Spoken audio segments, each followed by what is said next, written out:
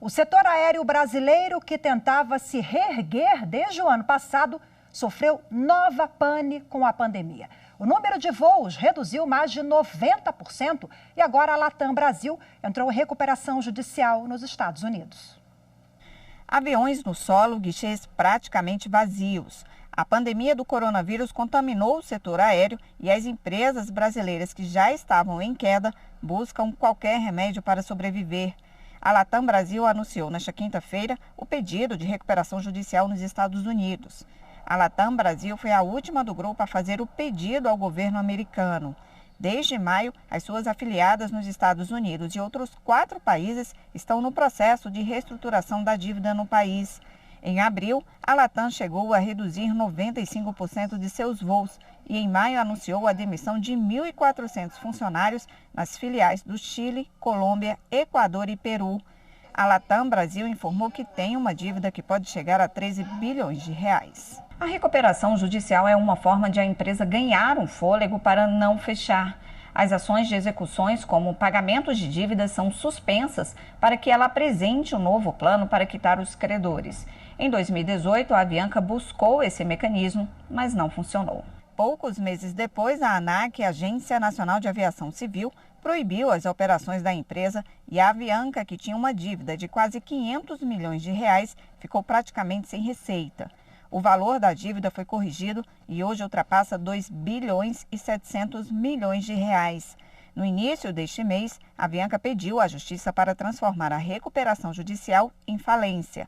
Este advogado, professor de Direito Empresarial, afirma que a situação das duas empresas é diferente. A Latam optou por pedir a recuperação judicial nos Estados Unidos em função da legislação lá naquele país ser mais benéfica, ser melhor do que a nossa legislação brasileira. E há também um outro motivo importante de terem levado essa recuperação para os Estados Unidos, que é exatamente que a maioria dos credores da Latam está nos Estados Unidos. Então, eles optaram por tornar mais célere esse procedimento. O advogado acredita que com os prazos maiores previstos na legislação dos Estados Unidos, a empresa terá mais oportunidades para se recuperar, mas destacou que deve haver uma reestruturação forte aqui no Brasil. O que nós sabemos em relação aos impactos dessa recuperação nos Estados Unidos aqui no Brasil é que já existem intenções de uma demissão em massa de pilotos e que isso está sendo discutido em nível de sindicatos aí para ver a possibilidade de um desligamento expressivo de pilotos. O Grupo Latam informou que fechou um financiamento de 1 bilhão e 300 milhões de dólares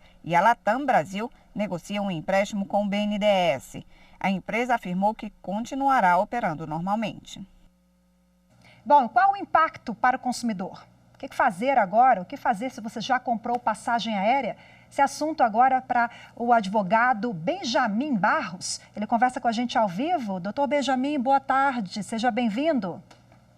Boa tarde, tudo bem? Obrigado pelo convite. Tudo bom. Bom, nós acompanhamos na reportagem da Carol, a Latam passa por esse processo. No ano passado, os consumidores que compraram passagem pela Avianca sofreram aí, né? Tiveram a mesma preocupação. E agora, quem comprou a passagem ou quem tem programa de milhagens, o que fazer? São realmente situações diferentes, né, distintas. Ao passo que a recuperação judicial ela suspende muitas medidas, né, de execução, de cobranças, então consegue dar um fôlego para a empresa se planejar e sair de uma eventual crise. A falência não, já é realmente constatado como foi com a Avianca, né, a Oceanair, que já não tinha mais condições de continuar operando, e aí, em virtude das execuções, dos débitos e credores, passa a não ter mais como se operacionalizar, né? A questão de não ter mais aeronaves, até casos de que a aeronave ia decolar e chega um oficial de justiça e penhora aquela aeronave. Então, no caso de falência, todos esses consumidores vão ter que, provavelmente, ajuizar demandas judiciais para poder habilitar um crédito, né, na ação de falência para que recebam em concorrência com outros débitos, né, outros credores, digamos, né, tem questão de débitos trabalhistas, fiscais, débitos da própria recuperação judicial, e o consumidor vai entrar ali em uma ordem de prioridade para receber isso também. Bom, é diferente da Latam, né? A Latam ela já proferiu esse posicionamento público que vai continuar as suas operações. Então, até então, continuam as milhagens, os voos, enfim, todas as operações da empresa, né? Bom, mas a boa notícia, me parece, né, uma peculiaridade desse pedido de recuperação judicial da Latam, é que o pedido foi feito lá nos Estados Unidos, que tem benefícios maiores sob o ponto de vista jurídico e econômico também. Isso, de certa forma, é uma boa notícia para os consumidores brasileiros, né? Olha, com certeza, assim, eu particularmente acredito que foi uma jogada bem estratégica e positiva para os consumidores aqui brasileiros também, porque além do que o advogado comentou na entrevista também, tem a questão de que lá nos Estados Unidos tem alguns benefícios que realmente não tem na lei de falência e recuperação judicial aqui do Brasil. Uma delas, por exemplo, é que eles podem ter lá a imagem, né, a postura dos investidores que podem trazer dinheiro para a empresa e se caso venha converter em uma falência, eles teriam prioridade no recebimento dos créditos. Então, isso dá uma confiança para que as pessoas investam na empresa e dinheiro entrando significa que, enfim, é um fôlego para a empresa continuar. E isso não vai impedir que credores aqui do Brasil ajuizem ações de falências aqui, mas eu acredito que os consumidores e os credores terão que ter um bom senso de tentar manter a empresa, porque é bom para eles também, né, ter uma companhia aérea continuando com as operações, senão a gente fica vítima das companhias aéreas que sobraram no mercado e, como foi o setor um dos mais afetados pela pandemia, acredito que seja um efeito dominó, né? Outras, né, companhias aéreas começarão a cair também nesse mesmo pedido de recuperação, de falência. Então, acho que é um trabalho conjunto e foi muito benéfico realmente ter ajuizado isso lá nos Estados Unidos. As condições são melhores. Bom, então falando em condições melhores, o senhor citou os credores, realmente o valor da dívida chama atenção, são 13 bilhões de reais a dívida da Latam atualmente e um eventual pedido de falência. Tem uma ordem específica de recebimento para os trabalhadores, né? Milhões de empregados da Latam em todo o país, consumidores também que compraram as passagens. Quem recebe primeiro? Como é que fica a segurança em relação a esse reembolso? Uhum. É um tema um pouco mais complexo, porque assim, tem coisas que tem na legislação aqui brasileira e outras que tem nesse capítulo 11 dos Estados Unidos, que eu confesso que eu não sei de forma tão aprofundada, né? Mas aqui, pelo menos no Brasil, tem essa ordem de credores, por exemplo, as pessoas, o administrador judicial, que vai estar ali na recuperação judicial, entre outros débitos da recuperação judicial, teriam prioridade para recebimento. E aí depois vão vindo as demandas trabalhistas, os créditos, né, trabalhistas, os débitos fiscais, e aí entram depois os consumidores, fora outros credores em geral, né, todas as ações judiciais, os contratos, fornecedores.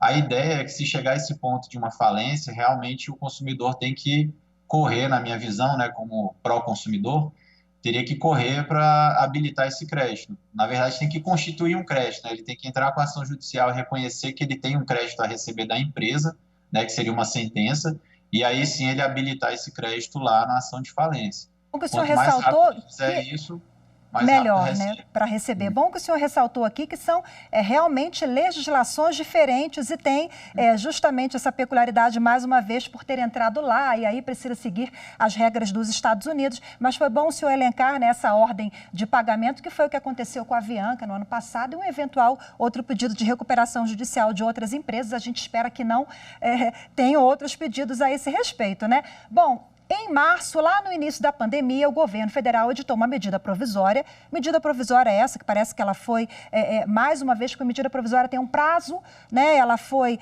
revista e agora está em vigor ainda. O que diz essa medida provisória que pode também auxiliar nessa relação de companhia aérea, consumidores? Tentando reagir a essa pandemia, as intervenções estatais, eles tinham publicado a medida provisória 925 em março, né?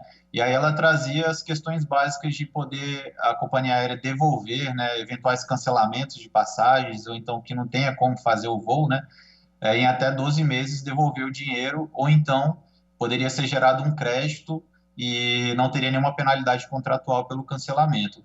Só que ela tem uma medida, tem um prazo, né, de eficácia. Se não for convertida em lei, ela perde essa eficácia. Então, agora na Câmara foi recentemente aprovado em julho e vai ao Senado essa medida provisória que tentam se converter em lei e algumas alterações também para o consumidor e para a companhia aérea. Esse prazo de 12 meses continua de restituição mas sujeita a penalidades contratuais, pelo que eles colocaram. O que era para ser gerado um crédito, se o consumidor quiser, ele foi estendido de 12 meses para 18 meses, e aí tem uma coisa bacana que antes a gente não via, que pode ser transferido para terceiros esse crédito, antes não era permitido, né? E tem algumas questões também já para as companhias aéreas, né? Que é liberar parte do FGTS para os seus funcionários. Muitos estão em licença não remunerada nesse período todo de pandemia, então é uma forma de tentar ajudar. E também uma autorização para utilizar o FENAC, que é o Fundo Nacional, né, da Aviação Civil, para tentar ajudar, enfim, em financiamentos, né, das companhias aéreas, das concessionárias também, né, dos aeroportos, uma forma de tentar, enfim, dar algum fôlego para as empresas, né, em geral. Bom, você falou da medida provisória, o consumidor tem que ficar atento, né, aos desdobramentos dessa MP, porque o reembolso, por exemplo, não é imediato, não, demora agora, a partir de 12 meses, né, agora aumentou, 18 meses. Conversei ao vivo com o advogado, Dr. Benjamin Barros, mais uma vez, muito obrigada pela participação, boa tarde. Obrigado pelo convite, boa tarde.